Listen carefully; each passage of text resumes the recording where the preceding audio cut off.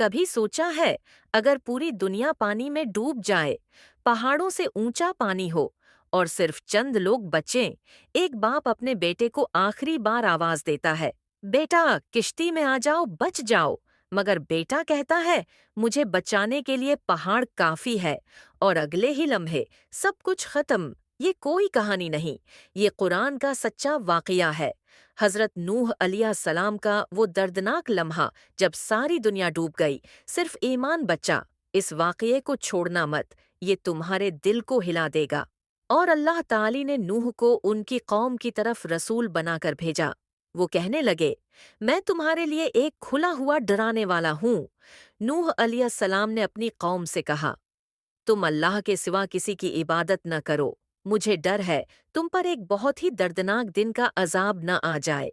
لیکن ان کی قوم کے سرداروں نے، جنہوں نے کفر کیا، مذاق اڑایا، کہنے لگے، ہم تو تمہیں اپنے جیسا انسان سمجھتے ہیں، اور جو تمہارے ماننے والے ہیں وہ ہم میں سب سے کمزور اور نیچ طبقے کے لوگ ہیں، تم میں کوئی فضیلت ہمیں نظر نہیں آتی۔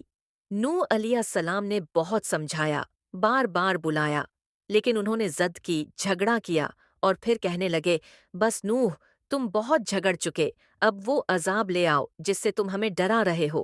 اس پر اللہ تعالی نے نوح علیہ السلام کی طرف وحی نازل کی، تمہاری قوم میں جو ایمان لائے وہ تو ایمان لا چکے، اب مزید کوئی ایمان نہیں لائے گا تو تم ان کے اعمال پر افسوس نہ کرو۔ اللہ تعالی نے حکم دیا، ہماری نگرانی میں ایک کشتی بناؤ، اور ظالموں کے بارے میں مجھ سے کچھ نہ کہنا، وہ ضرور غرق ہوں گے۔ نوح علیہ السلام نے اللہ تعالی کے حکم سے کشتی بنائی۔ پھر وہ لمحہ آ گیا جب اللہ تعالی کا حکم آ گیا اور تنور زمین سے پانی ابل پڑا، تو اللہ تعالی نے فرمایا، ہر قسم کے جانوروں میں سے ایک ایک جوڑا اپنے گھر والوں کو سوائے جن پر فیصلہ ہو چکا، اور جو ایمان لائے انہیں کشتی میں سوار کر لو۔ بہت تھوڑے لوگ ایمان لائے تھے۔ پھر کشتی چلنے لگی، پانی پہاڑوں سے بھی اونچا ہو گیا۔ نوح علیہ السلام نے اپنے بیٹے کو پکارا، دل میں باپ کا درد تھا، اے میرے بیٹے، ہمارے ساتھ سوار ہو جاؤ اور کافروں کے ساتھ نہ رہو۔ بیٹا بولا، میں پہاڑ پر چڑھ جاؤں گا، وہ مجھے بچا لے گا۔